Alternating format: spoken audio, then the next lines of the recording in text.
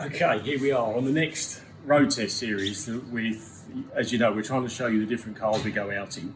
Something that's just come into Barkaways for some service is a Lamborghini LM002, the Lamborghini Jeep. Some people call it the Rambo Lambo. They are bonkers, they are mad. They came out in the mid-80s, about 1983 I think they came out.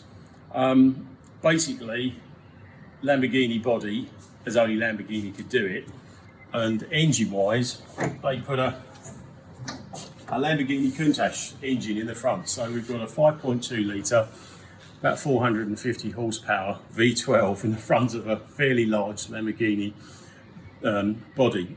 Primarily it's a steel chassis made with alloy and fiberglass panels. So all the wings and things are fiberglass and alloy, steel chassis. They did two main engines on these. This is a carburettor one, so it's got 6 twin downdraft Webbers in the middle of that lot. Sandbox, sand filters. A lot of these were done for the sort of Saudi type client, so hence the huge big tyres and sand filters. The other thing is I think they're the only country that got enough fuel to run these things. It's got a 60-gallon fuel tank that goes across behind the rear seats. That's about 250 litres. I don't know what they do to the gallon, they don't give figures, but it's not very much. I think if you got into double figures, you'd be doing well.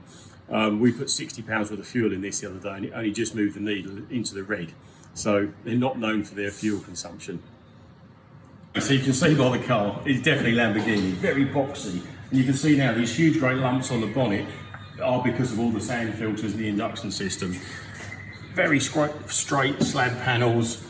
Something that's a bit mad on these, they put some rear seats in. And I don't quite know who you'd sit in the back of this. Maybe you've got people you don't like so much, they're going to sit in the back. This one and ride in the back, but I think it's a fairly hairy place to be. And the other thing is the fuel filler that I just mentioned. The fuel tanks go here and it goes right across the back. So to get that much fuel in it, huge, great big exhaust pipes coming out the back, very Lamborghini, very big upswept tailpipes, really cool looking things. And now you can see the tyres. The tyres on these things, 3, 4, 5, huge tyres, specially made by Pirelli for these cars. We bought some for, we look after about 3 of these, and we bought some a few years ago. It was about £10,000 for a set of tyres. Bonkers. So, but that's what this is all about. So let's have a look in the inside. For the sheer size of the outside of this thing, the inside's not that big. It's only got 4 seats. So we've got 2 in the front and 2 in the back. We've got one of the back ones out at the moment because we've been doing some fuel work on it. And then you've got this enormous centre console, which is quite good at the moment for social distancing because you've got to be 2 metres apart because this thing's so wide anyway, so that works. This is a proper off-road car. We've got 5-speed normal gearbox. We've got four-wheel, it's got front and rear diffs, it's got a central transfer box, so we've got high and low ratio, we've got 4-wheel drive, so we've got lots of levers and things going on in the middle here. Very sort of Land Rover. The other thing we've got is lots of consoles. We've got consoles up the top with radios in, we've got switches over here with stuff going on, we've got more switches in the middle here. What we've done a list of what they all do, because they're all different on that. We've got winch operations, as you saw on the front, there's a great big winch. So there's lots of toys to play with. This is a real sort of toy, this thing. So let's fire it up and see what it sounds like.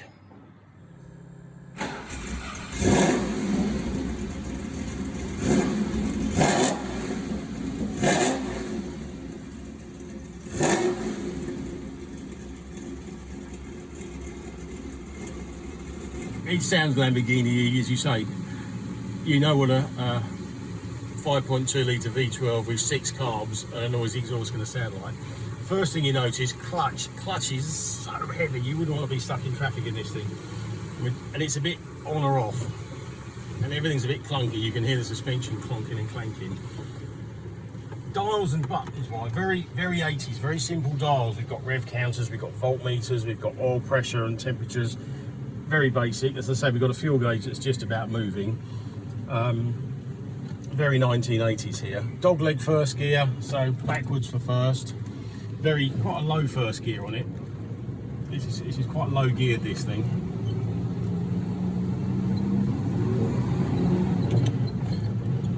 But very very clunky.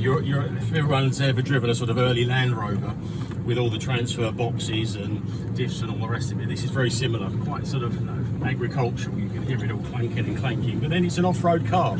It's designed to be like that.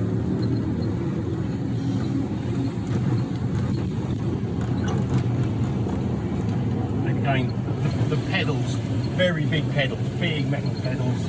The throttle movement on this is a huge amount of throttle movement. Your leg moves probably 3 times as much as you'd expect it to, as opposed to the normal Ferraris and Lamborghinis. A lot of throttle pedal travel. Suspension, despite those great big tyres, no, fairly firm, quite hard. Now, next thing's visibility coming out onto the road here. There could be a Mini at the front of this thing and you wouldn't even see it, you'd just run straight over it. With all these boxes and stuff on the bonnet, it does restrict your vision slightly. So here we are coming out into open traffic, hoping we don't just run over anybody if we can't see them. And try not to work my foot too much on the clutch, it really is quite heavy. But this is what this car's all about. It is completely bonkers. Take quite a low first gear. You're just aware of the size of the thing and how heavy it is to drive.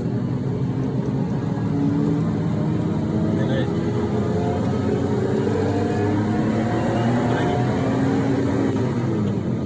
then you put your foot down. And it just shouldn't go this fast. This thing weighs over 3 tonne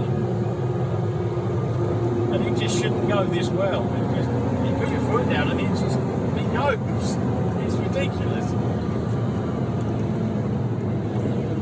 All I can see in the mirror behind is spare tyre. I can't see very much over the front. And looking out the sides, there's plenty of glass. I suppose you could say it's better than a Countach, because general Lamborghini visibility is about 0. You look forwards and that's it. So the fact that you can see out the side and it's got side windows is a bonus in Lamborghini land. But again, as you ease your foot down,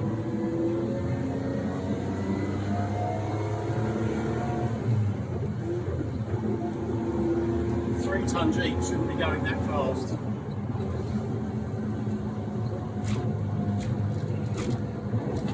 You're certainly going to get noticed in this. This is the sort of thing that people peer at as they go past. You get thumbs up and people taking photos of things.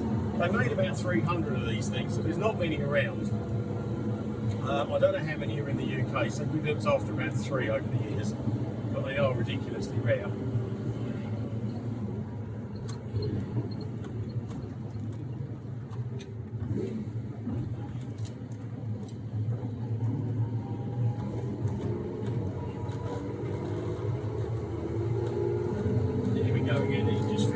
You don't get a feel of it on camera, but I mean that's pushing you back in the seat now.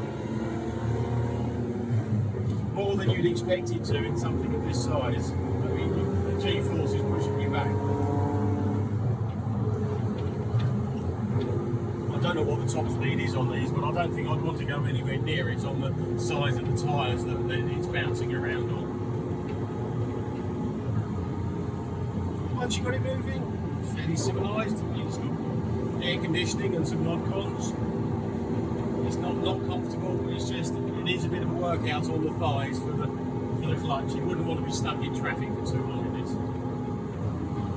They're all left-hand drive, these cars, and as we all know, driving left-hand drive cars in the UK is not the easiest. The thing with this, you can't see the line. So I can see my line here, but I can't see how far the front wheel is over the white line.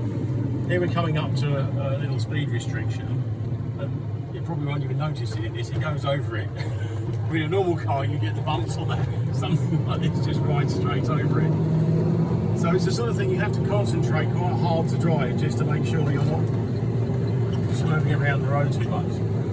The other thing that happens that's brilliant in these things is when you come up behind someone, they look in the mirror and all they can see is radiator, winch and great big bonnet. And because they're so rare, it really is like, what the hell is that behind me? And they usually pull over and let you pass just so people can have a look at it because they're so rare and quirky. There's a Range Rover just gone down the other way and we're looking down on him.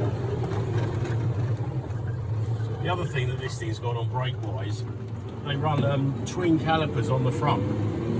So as well as having 6 carbs to make it go fast, it's got vented front discs and twin brake calipers on each side. So there's 6 brake calipers on this thing to try and slow it down.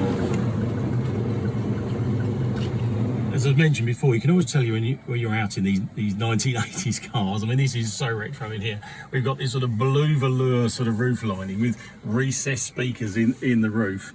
Very 80s and stuff you don't see very often. I mean, this was top of the range Alpine stereo back in the day. This would have been really expensive. Now you've got stuff with surround sound and all the rest of it. Makes these quite dated, but back in the day, these were the top stereos. So there you have it, the Lamborghini Rambo Lambo Jeep. Completely bonkers, completely mad, terrible on fuel, but in some ways really cool and really fun to have.